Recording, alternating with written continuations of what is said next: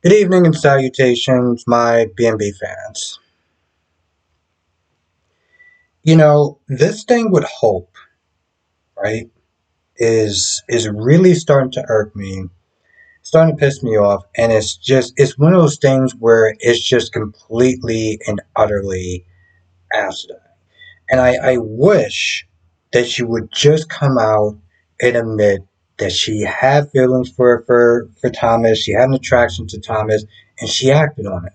Okay? I would rather her just own that instead of doing this whole BS that she's doing right now with Wyatt talking about, well, it's also about Liam and his feelings for Steffi, it's been going on for years. And I'm just sitting there thinking, I'm like, well, if that's the case, if you actually felt like that, then why the hell did you marry him for? Okay? Why the hell did you marry him for?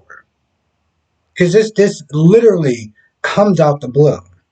This literally comes right out the blue. She's using Steffi as a way to deflect from her own feelings and her own guilt. And that's what it comes down to.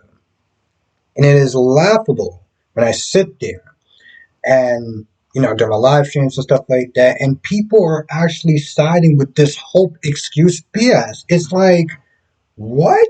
Like some of the stuff that I sat there and read, I was like, man, I need a drink to sit there and get through half it is mental gymnastics that people are sitting there saying as trying to solidify Hope's BS, because that's literally what it is. It's BS.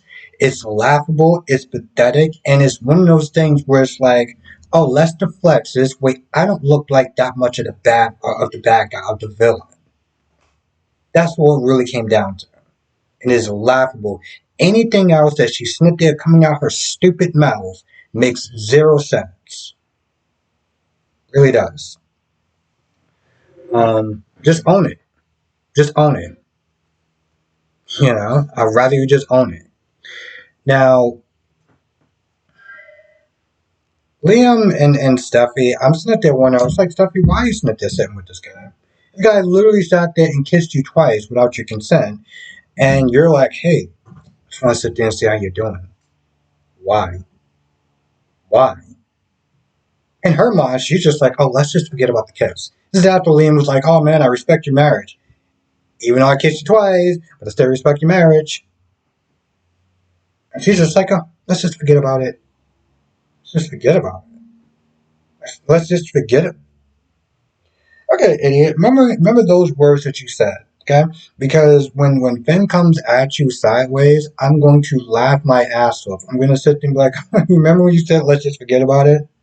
And when you had all those opportunities to sit there and tell them and you chose not to? Yeah, I know, good times, right?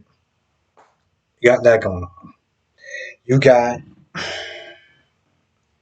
the problem with some of Sheila's scenes that I'm really starting to notice, and I mean, although I do find when she's acting like a bad girl and doing all sorts of crazy nonsense is entertaining, when you have scenes like this where she just comes across as extremely delusional, extremely obsessive, and it's almost like they're rewriting the character where she only has one child.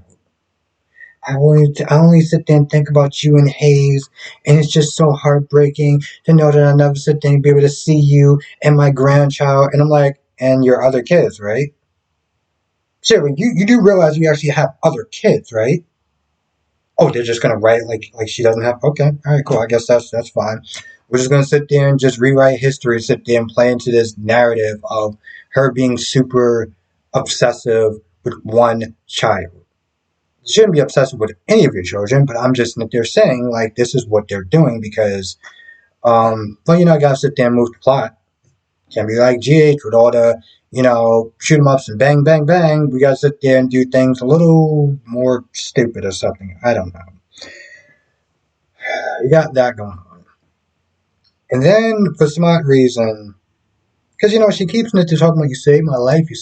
I'm like, I'm pretty sure he's been regretting that decision every single time you bring that up. Every single time you bring that up, he just regrets it. He just regrets it. So you got that going on, and then towards the end, she hugs him, right? At first, I was like, man, some guard's gonna come up there and like, take care of it. But that's not the part that's just weird, right? What's just weird is that Finn drops the bag and he hugs her. He hugs her. And I'm like, what? Wait, what are you doing? And he's all like, this feeling that I had, it's like I've been missing it my whole life. I'm like, what are you talking about? You have Lee. Lee is in every single way that counts as far as being your mom. What do you mean? Like this is a feeling like you've been longing for your entire life. You have a sane mother that lives in LA. What are we like? What? See, I know that it's a soap opera, and they tend to just kind of throw logic out the window and in favor for plot and stuff. But with that being said, it's just one of those things where it's like, could you try to make a little bit of sense? Could you do that? Could you not sit there and rewrite history? So this is where we just play off Nina Sheila as some sort of emotional, dysfunctional, super obsessive sociopath when it comes towards Finn. Like that's the only child that she has. I don't get it. I don't get it. I don't understand it. I don't get it. But here we are. This is making sense to somebody. I mean, hell, it's not making sense to me, but it's making sense to someone. I feel like that's pretty much about it. Can't really think of anything else to wind up happening, but I always sit there and say, come to the live stream tonight, 8 p.m. Eastern, 5 p.m. Pacific. We'll sit there and go over all of them, B&B, Days, YNR, and GH. And with that being said, I'm going to go. I want to thank you for watching. Stay safe, and I'll see you in the next video.